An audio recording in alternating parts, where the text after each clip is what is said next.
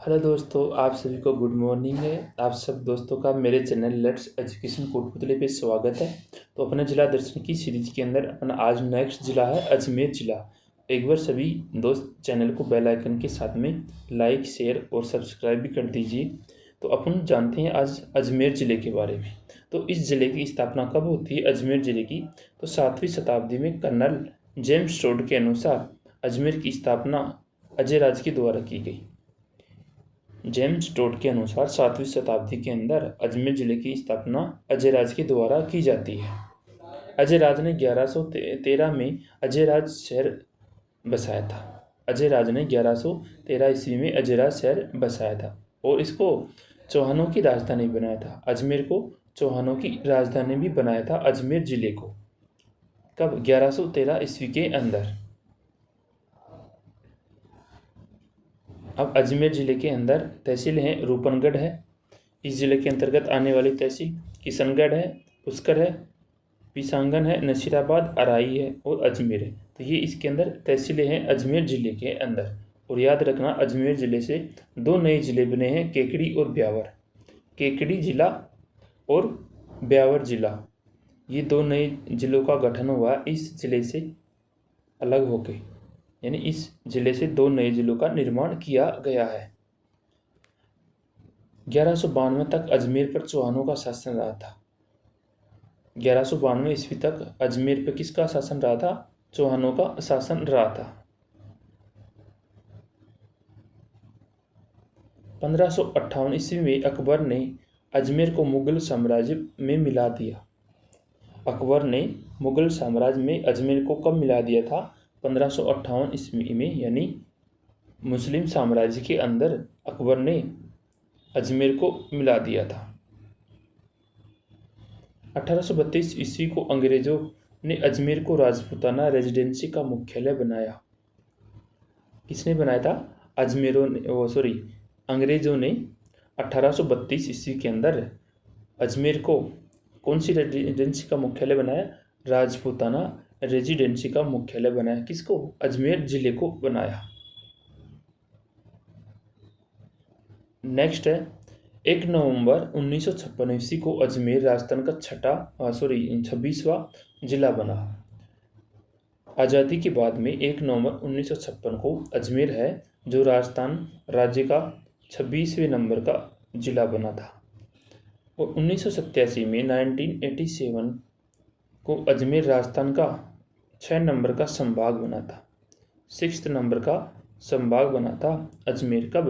1987 के अंदर। शुभंकर क्या है इस जिले का? खड़मोर शुभंकर है अजमेर जिले का। आइए जानते हैं इस अजमेर जिले को किस किस उपनाम से जानते हैं। उपनाम क्या है इस अजमेर जिले के? सम्राट पृथ्वीराज चौहान की नगरी के नाम से जानते हैं अजमेर को। सांप्रदायिक सद्भावना का शहर कहते हैं। राजस्थान का अर्ध कहलाता है अजमेर। भारत का मक्का भी कहलाता है अजमेर। राष्ट्रीय राजमार्गों का चौराहा कहलाता है अजमेर जिला, यानी इस नाम से भी जानते हैं अजमेर जिले को। अंडों की टोकरी कहलाता है अजमेर जिला। अजमेर जिला अंडों की टोकरी। और भारत में अंडों की टोकरी आंध्र प्रदेश को कहते हैं। आंध्र प्रदेश जो राज्य है ये अंडों की टोकरी कहलाता है भारत के अंदर। और राजस्थान के अंदर अजमेर जिला अंडों की टोकरी के नाम से जाना जाता है। तारागढ़ दुर्ग अजमेर में। तारागढ़ दुर्ग किस जिले के अंदर है? अजमेर जिले में। 12वीं शताब्दी में डॉक्टर दशरथ शर्मा के अनुसार अजय राज ने इस दुर्ग का निर्माण करवाया। तारागढ़ दुर्ग का निर्माण किसने करवाया था?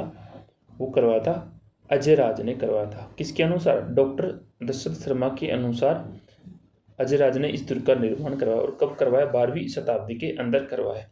यह दुर्ग कौन सी पहाड़ी पे बना हुआ है? बीटरी की पहाड़ी पे। बीटड़ी की पहाड़ी पे यह तारागढ़ का दुर्ग बना हुआ है। हरविलास शारदा ने इसे राजस्थान का प्रथम गिरी दुर्ग माना है। जो हरविलास शारदा है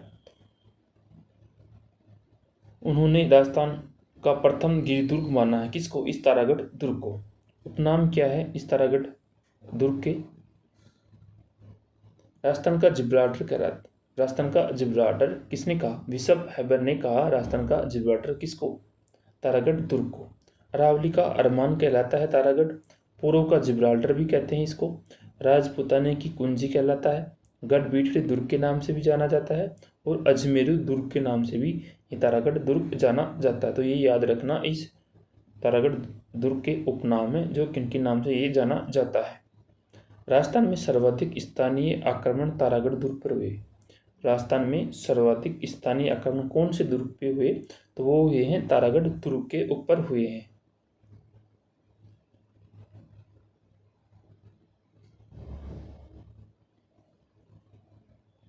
मेवाड़ के राणा रायमल के पुत्र पृथ्वीराज सिसोदिया ने अपनी प्रिय पत्नी ताराबाई के नाम पे इस दुर्ग का नाम रखा था। जो मेवाड़ के राणा रायमल के पुत्र हैं पृथ्वीराज सिसोदिया जी, उन्होंने अपनी प्यारी पत्नी तारा के नाम पे इस दुर्ग का नामकरण किया, यानी इसका तारागढ़ नाम रखा है। तारागढ़ दुर्ग में शीश खाना गुफा स्थित है। इस तारागढ़ दुर्ग के अंदर क्या है? शीशा खाना गुफा स्थित है और इस गुफा से पृथ्वीराज चौहान तृतीय चामुंडा माता के दर्शन को जाते थे। और इस गुफा के अंदर क्या है? चामुंडा माता का मंदिर है और पृथ्वीराज तृतीय हैं जो इस मंदिर के अंदर यानी इस माता के दर्शन करने जाते थे।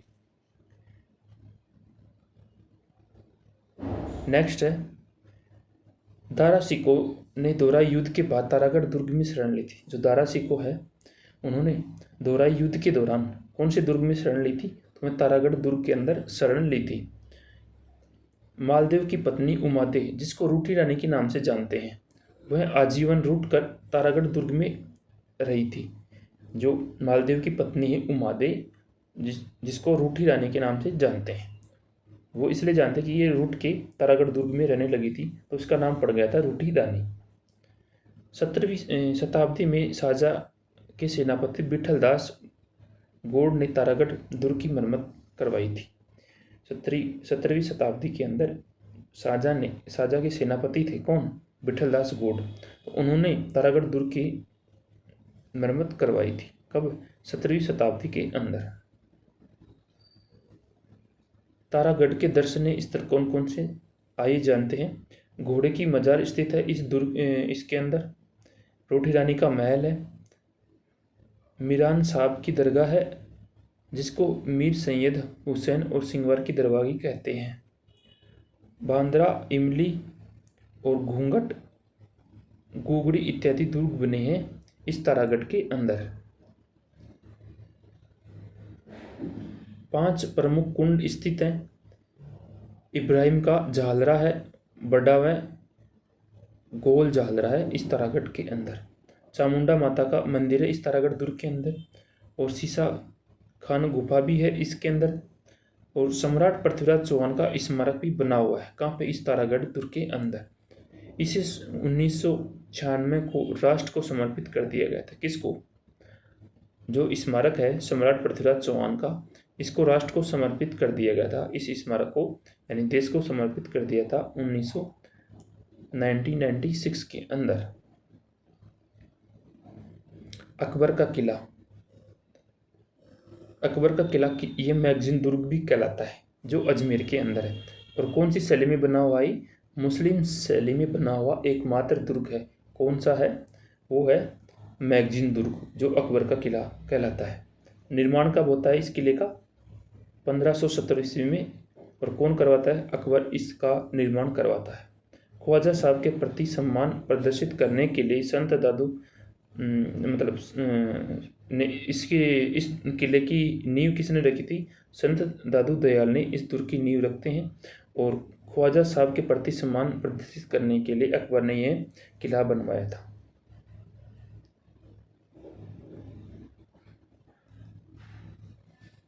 हल्दी घाटी युद्ध की व्यू रचना मानसिंह ने इसी दुर्ग में रचाई थी। जो हल्दी घाटी का युद्ध हुआ था वो जो मानसिंह थे उन्होंने हल्दी घाटी युद्ध की जो भी रचना सारी प्लानिंग की थी जो इसी दुर्ग के अंदर की थी।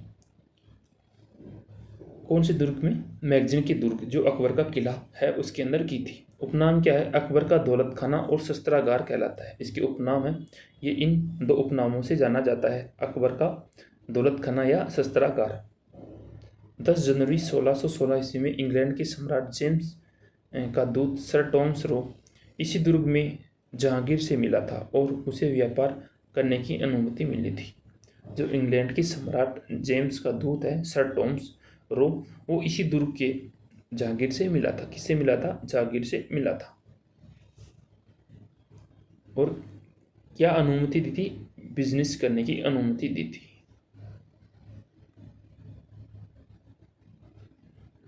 1818 ईस्वी में अंग्रेजों ने इस किले पर अधिकार कर इसे अपना शस्त्रागार बनाया था। 1818 ईस्वी में अंग्रेजों ने इस किले पर अधिकार कर इसे अपना शस्त्रागार बनाया था। मैगजीन दुर्ग के ऊपर अधिकार कर लिया था। कब? 1818 ईस्वी में। किसने किया था? अंग्रेजों ने कर लिया था और अपना शस्त्रागार बना लिया था इस मैगजीन के दुर्ग को।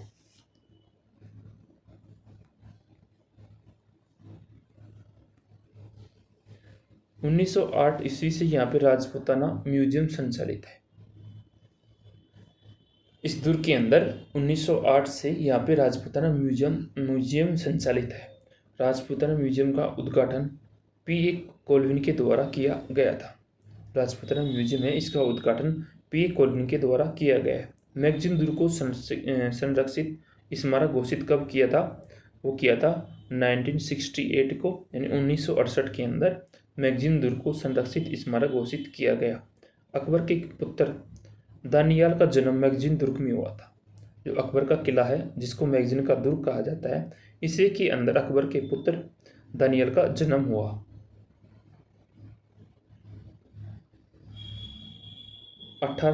की क्रांति के समय अजमेर शस्त्रागार की सुरक्षा 15वीं रेजिमेंट कर रही थी। 1857 की क्रांति के समय जो अजमेर शस्त्रागार की सुरक्षा कौन कर रही थी? 15वीं रेजिमेंट कर रही थी। 1857 की क्रांति के समय प्रिचार्ड महोदय ने 15वीं रेजिमेंट के सिपाही बख्तावर को नसीराबाद जाने को कहा, तो बख्तावर सिंह ने प्रिचार्ड महोदय को कहा कि तुमको हम पर भरोसा नहीं किया। 1857 की क्रांति हुई थी, तो उसके अंदर प्रिचार्ड महोदय थे, जिन्होंने 15वीं रेजिमेंट के एक सिपाही थे बख्तावर सिंह, उनको नसीराबाद जाने के लिए कहा था। तो बख्तावर सिंह ने जवाब दिया कि तुमको हम पे भरोसा नहीं है क्या? ये उनका कथन था। ख्वाजा मोइनुद्दीन की दरगाह, ये कहाँ पे? अजमेर में। ख्वाजा मोइनुद्दीन की दरगाह उपनाम क्या है? गरीब नवाब के नाम से जाना जाता है इस ख्वाजा मोइनुद्दीन की दरगाह को। उर्स कब लगता है? 1 रजब से 6 रजब तक। झंडा भीलवाड़ा का गौरी परिवार सबसे पहले यहाँ पे झंडा चढ़ा था। इस दरगाह के अंदर भीलवाड़ा का गौरी परिवार है जो सबसे पहले यहाँ पे झंडा चढ़ा था इस दरगाह के अंदर। निर्माण इल्तुतमिश ने दरगाह का निर्माण शुरू करवाते और पूरा हुमायूं करवाता है। जो ख्वाजा मोइनुद्दीन की दरगाह है, इसका निर्माण इल्तुतमिश के द्वारा शुरू किया जाता है, लेकिन ख़त्म यानी पूरा कंप्लीट हुमायूं के द्वारा करवाया जाता है। वास्तविक निर्माता कौन है? इस दरगाह के वास्तविक निर्माता है मांडू सुल्तान गयासुद्दीन। मांडू सुल्तान गयासुद्दीन इसके वास्तविक निर्माता हैं। निजाम द्वार हैदराबाद के मीर उस्मान अलवी ने बनाया। जो इस दरगाह का निजाम द्वार है, उसका निर्माण कौन करवाया था? वो हैदराबाद के मीर उस्मान अली हैं, उन्होंने इस दरवाजे का निर्माण करवाया था। ख्वाजा साहिब की होली बायोग्राफी ये किसने लिखी थी? ये वहीउद्दीन बेग ने लिखी थी। जो ख्वाजा साहब की होली बायोग्राफी है, ये वहीउद्दीन बेग ने लिखी थी और इसको आपे ताबे हिंद कहा जाता है। आपे ताबे हिंद कहा जाता है। अजमेर के ख्वाजा साहब की दरगाह पर अकबर कुल 14 बार आया तथा और 18 प्रगणों का वर्णन किया। जो अजमेर के अंदर ख्वाजा साहब की दरगाह है, वहाँ पे अकबर कुल 14 बार आया और 18 प्रगणों का वर्णन किया। अकबर ने दरगाह में बड़ी देग यानी 100 मन की देग यहाँ पे है कढ़ाई, एक कढ़ाई का रूप होता है ऐसे बड़ा सारा, कढ़ाई तथा जहांगीर ने 80 मन की छोटी देग चढ़ाई थी। इस दरगाह के अंदर अकबर ने बड़ी देग यानी कढ़ाई होती है वो चढ़ाई थी और जहांगीर ने 80 मन की छोटी देग चढ़ाई थी इस दरगाह के अंदर। ख्वाजा साहब तराइन के दूसरे युद्ध में मोहम्मद गोरी के साथ पृथ्वीराज चौहान के काल में भारत आए थे। जो ख्वाजा साहब हैं, जो तराइन के दूसरा युद्ध हुआ था मोहम्मद गोरी के साथ में पृथ्वीराज चौहान के काल में भारत आए थे।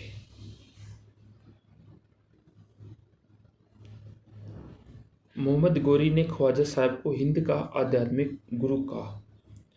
सुल्तान ए हिंद मोहम्मद गोरी ने ख्वाजा साहब को हिंद का आध्यात्मिक गुरु कहा था। किसने कहा था? मोहम्मद गोरी ने। और किसको कहा था? ख्वाजा साहब को। भारत में चिश्ती सिलसिले के संस्थापक कौन कहलाते हैं? भारत में चिश्ती सिलसिले के संस्थापक कहलाते हैं ख्वाजा साहब को कहा जाता है, इसके संस्थापक हैं। 2.5 दिन का झोपड़ा। 2.5 दिन का झोपड़ा ये 16 खंभों युक्त मस्जिद बनी हुई है और प्रथम फारसी अभिलेख भी यहाँ से मिले। निर्माता कौन है इस झोपड़े का? जो 2.5 दिन का झोपड़ा है, कुतुबुद्दीन ऐबक के द्वारा इसका निर्माण करवाया जाता है। वास्तुकार कौन है? अबू बकर इसके वास्तुकार है। और इससे पहले ये एक संस्कृत पाठशाला थी। क्या थी? संस्कृत पाठशाला थी। और विक्रमाचार्य चतुर्थ या विशलदेव ने इस संस्कृत पाठशाला का निर्माण करवाया था। और मोहम्मद गोरी का गुलाम था कुतुबुद्दीन ऐबक। इसने इस पाठशाला को तोड़ पे यहाँ पे मस्जिद बनवाई थी और जिसका नाम था 2.5 दिन का झोपड़ा। यहाँ पर पंजाब शाह का 2.5 दिन का उर्स लगता है। पंजाब शाह का 2.5 दिन का उर्स भी लगता है यहाँ पे। हरिकेली नाटक की पंक्तियाँ लिखी मिली है। यहाँ से हरिकेली नाटक की पंक्तियाँ लिखी मिली है। कर्नल जेम्स टोड ने कहा है कि मैंने राजस्थान में इतनी प्राचीन व सुरक्षित इमारत नहीं देखी। किसके बारे में कहा है? ये 2.5 दिन के झोपड़े के लिए कहा है। और किसने कहा है? जेम्स टोड ने कहा है कि मैंने राजस्थान में इतनी प्राचीन और सुरक्षित इमारत नहीं देखी। अब झील के बारे में जानते हैं कि आना सागर झील ये कहाँ पे है? अजमेर के अंदर है आना सागर झील। और 1137 ईस्वी में तुर्कों के नरसंहार से सनी धरती को धोने के लिए निर्मित झील है। निर्माण किसने किया? अर्णोराज के द्वारा या आनाजी के द्वारा इस आना सागर झील का निर्माण करवाया।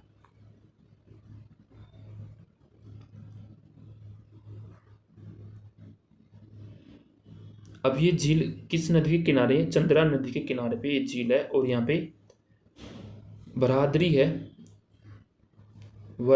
है और जिसका निर्माण शाहजहां ने करवाया था। और बाग है यहाँ पे और इस बाग का नाम है दौलत बाग। और पहले ये मतलब अब ये कहलाता है प्राचीन सुभाष उद्यान के नाम से जानते हैं इस दौलत बाग को। और इस बाग का निर्माण जहांगीर ने करवाया था। जहांगीर ने इस दौलत बाग का निर्माण करवाया था। और अस्मत बेगम ने गुलाब से इत्र बनाया था। जो गुलाब की शीशी है, अस्मत बेगम थी, उन्होंने गुलाब से इत्र बनाया था। गुलाब की किस्म कौन सी है? रोज इंडिया, जो अजमेर में है। गुलाब की किस्म है रोज इंडिया, जो अजमेर जिले में है।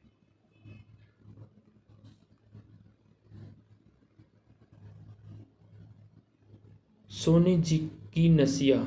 सोनी जी की नसिया क्या है? ये ऋषभ देव जी को समर्पित मंदिर है। ऋषभ देव जी को समर्पित मंदिर है जो लाल मंदिर या गोल मंदिर के नाम से जाना जाता है। और मूलचंद सोनी व टिकम चंद सोनी के द्वारा इस मंदिर का यानी इस सोनी जी की नसिया का निर्माण करवाया जाता है। मेयो कॉलेज राजपूताना के राजकुमार को उच्च शिक्षा देने हेतु 1875 में अजमेर में इसकी स्थापना होती है। यानी 1875 में मेयो कॉलेज का निर्माण होता है और लॉर्ड मेयो के काल में होता है। और ये मेयो कॉलेज राजपूताना के राजकुमारों को हाई शिक्षा देने के लिए इसकी स्थापना की गई थी। नागरी दास जी का पैनोरमा कहाँ पे है? सलेमाबाद के अंदर है। अजमेर विकास प्राधिकरण की स्थापना कब होती है? 14 अगस्त 2013 को अजमेर विकास प्राधिकरण की स्थापना होती है। सामाजिक कार्य व अनुसंधान केंद्र कहाँ है? तिलोनिया के अंदर है और यह अरुणा राय के कारण स्थापित किया था। अरुणा राय के कारण स्थापित किया गया था इसको, सामाजिक कार्य अनुसंधान केंद्र को, जो तिलोनिया के अंदर है। और यह सूचना का अधिकार दिलाने वाली है कौन? अरुणा राय। और इनको रेमन मैग्सेसे पुरस्कार प्राप्त हुआ था अरुणा रॉय को। राजस्थान की जलपरी रीमा दत्ता है, वो राजस्थान की जलपरी कहलाती है। जो प्रथम महिला जिन्हें अर्जुन पुरस्कार मिला, जो रीमा दत्ता है, राजस्थान की जलपरी के नाम से जानी जाती है। प्रथम महिला है जिनको अर्जुन पुरस्कार मिला है। उत्तर भारत का पहला इंजीनियरिंग कॉलेज कौन सा है? अजमेर है। उत्तर भारत का पहला इंजीनियरिंग कॉलेज कहाँ पे? अजमेर के अंदर। राजकीय कुक्कुट प्रशिक्षण संस्थान कहाँ है? अजमेर के अंदर है। बकरी प्रजनन व चारा अनुसंधान संस्थान रामसर अजमेर जिले के अंदर है। राष्ट्रीय बीजीय मसाला अनुसंधान केंद्र वो कहाँ आता है? बीजी के अंदर, जो 2002 के अंदर ये इसका स्थापना किया गया था, इस अनुसंधान केंद्र का। राष्ट्रीय शैक्षिक अनुसंधान और प्रशिक्षक परिषद, जिसकी स्थापना 1961 के अंदर अजमेर में की गई।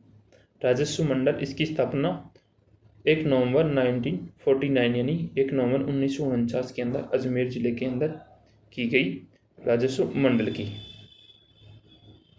राजस्थान लोक सेवा आयोग आरपीएससी, इसका गठन कब किया गया था? इसकी स्थापना की गई थी 20 अगस्त 1949 को अजमेर के अंदर। माध्यमिक शिक्षा बोर्ड मुख्यालय कहाँ? अजमेर के अंदर है। इसकी स्थापना 1 अगस्त 1957 के अंदर की गई है। केंद्रीय विश्वविद्यालय कहाँ है? बांदर सीदरी के अंदर, जो अजमेर जिले के अंदर है। 600 मेगावाट का विद्युत स्टेशन कहाँ है? जेठाना ग्रिड स्टेशन, जो अजमेर के अंदर है।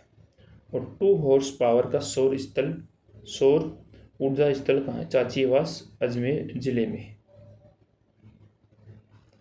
कैसी जलवायु अजमेर जिले की? उप आर्द्र जलवायु है इस जिले की। राजस्थान की प्रथम दुग्ध डेयरी कहाँ है? वो है अजमेर की, जिसका नाम है पद्मा डेयरी। राजस्थान की प्रथम दुग्ध डेयरी। कास्ट शिक्षा के लिए प्रसिद्ध केंद्र कौन सा है? तिलोनिया। कास्ट शिक्षा के लिए प्रसिद्ध केंद्र है तिलोनिया। हटुंडी आश्रम की स्थापना हरिभाऊ उपाध्याय के द्वारा की गई थी। जो हटुंडी आश्रम है, इसकी स्थापना हरिभाऊ उपाध्याय के द्वारा की गई। निम्बार्क संप्रदाय की पीठ कहाँ पे है? सलेमाबाद के अंदर है। सलेमाबाद के अंदर और रूपन नदी के किनारे पे है इसकी पीठ, सलेमाबाद में। और मेला कब लगता है? भाद्रपद शुक्ल अष्टमी को लगता है। और ये हंस या सनकारी संप्रदाय के नाम से भी जाना जाता है। कौन? निम्बार्क संप्रदाय, हंस या सनकारी संप्रदाय, जो सलेमाबाद के अंदर है, रूपनगढ़ नदी के किनारे। हरविलास शारदा का संबंध किस जिले से है? यह अजमेर से संबंध है। इन्होंने शारदा एक्ट बनाया कब? 1929 के अंदर। लागू कब हुआ? 1 अप्रैल 1930 को। कारण क्या था? बाल विवाह को रोकने के लिए इन्होंने शारदा एक्ट बनाया 1929 के अंदर और लागू हुआ 1 अप्रैल 1930 को।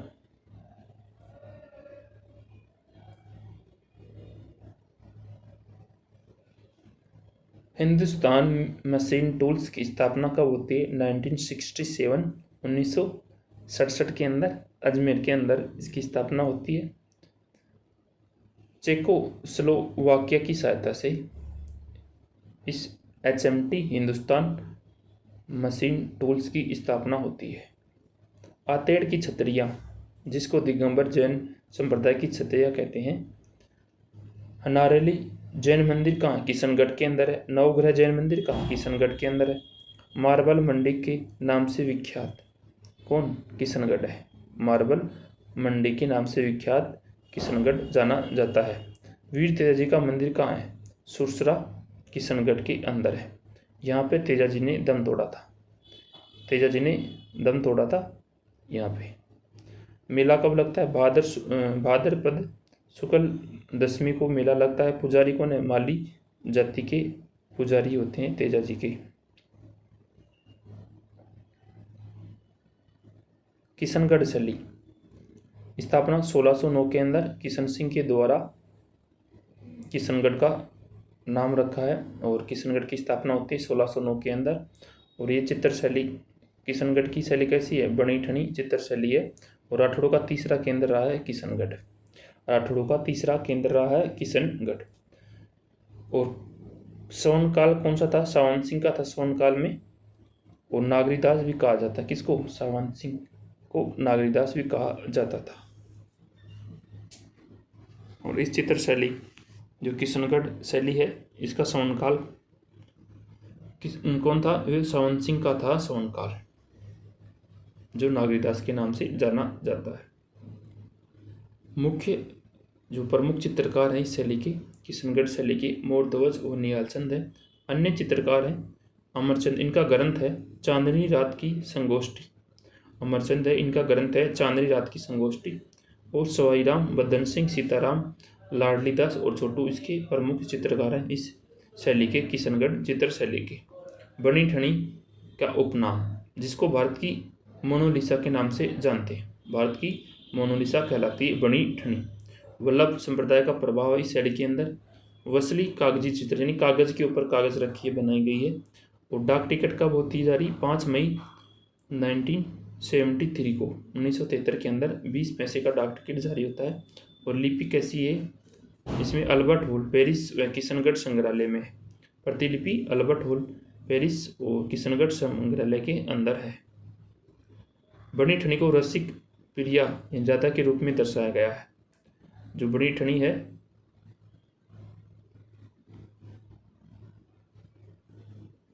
बनी ठनी को रसिक प्रिया या राधा के रूप में दर्शाया गया है। हिमाचल प्रदेश की कांगड़ा शैली का प्रभाव भी इस शैली के अंदर दर्शाया गया है। प्रमुख रंग कौन कौन सी शैली के? गुलाबी व श्वेत है।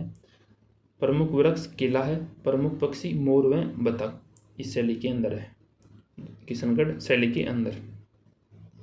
अब्दुल्ला खां का मकबरा, अब्दुल्ला खां का मकबरा कहाँ है? अजमेर के अंदर है।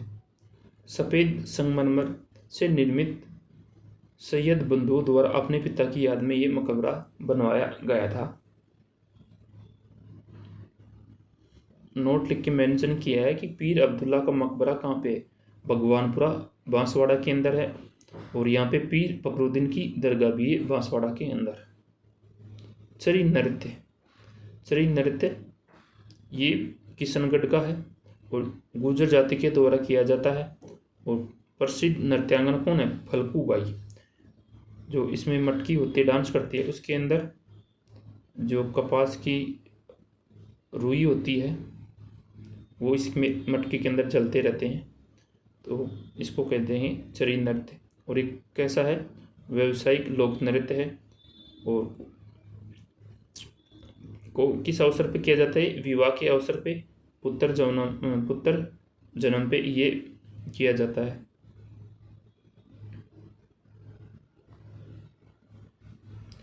पुष्कर झील, जिसको तीर्थों का मामा कहलाती है, पुष्कर झील कहा जाता है। पुष्कर झील को तीर्थों का मामा।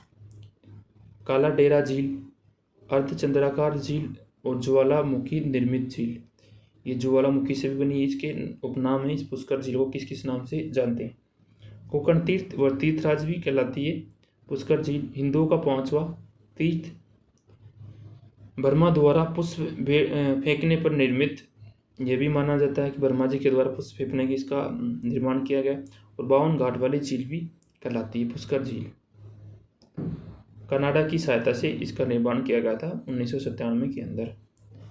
कनाडा की सहायता से इससे पुष्कर झील की सफाई का काम भी चल रहा है।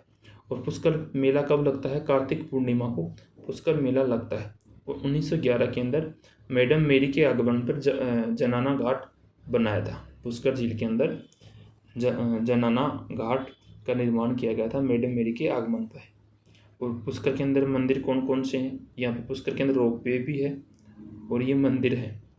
रंगनाथ मंदिर, गायत्री मंदिर, ब्रह्मा जी का मंदिर, सावित्री मंदिर, आदि वराह मंदिर, रमा बैकुंठ मंदिर और मान पैलेस, ये पुष्कर के अंदर है।